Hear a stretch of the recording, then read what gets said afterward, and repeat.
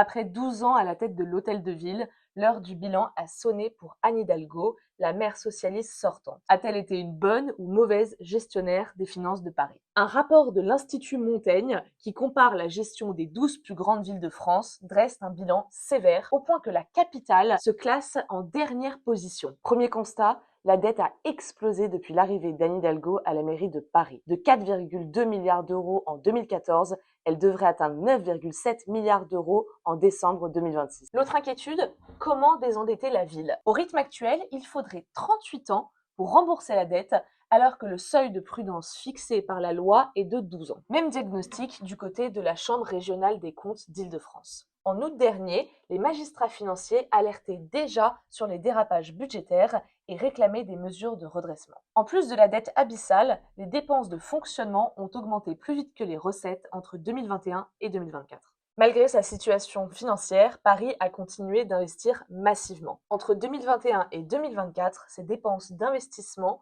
ont atteint en moyenne 1,6 milliard d'euros chaque année. Les priorités de la ville sont les suivantes. Près de 45% des dépenses d'équipement sont consacrées à l'aménagement urbain et à l'habitat, notamment au logement social. Viennent ensuite les transports et la voirie, autour de 13%, puis la culture, la jeunesse et les sports à hauteur de 12%. De son côté, la municipalité défend son bilan. Elle met en avant le patrimoine de la ville, aujourd'hui valorisé à 47 milliards d'euros contre 26 milliards d'euros en 2014. La mairie rappelle aussi le contexte exceptionnel de ces dernières années, la crise du Covid, le retour de l'inflation et puis les investissements liés aux Jeux Olympiques de 2024. Mais alors que prévoient les prétendants actuels à l'Hôtel de Ville? Alors que les candidats du centre et de la droite promettent de désendetter fortement la ville, le candidat socialiste vise 400 à 500 millions d'économies. Enfin, la candidate de la France Insoumise refuse les coupures budgétaires et dit vouloir maîtriser la dette en augmentant notamment la fiscalité.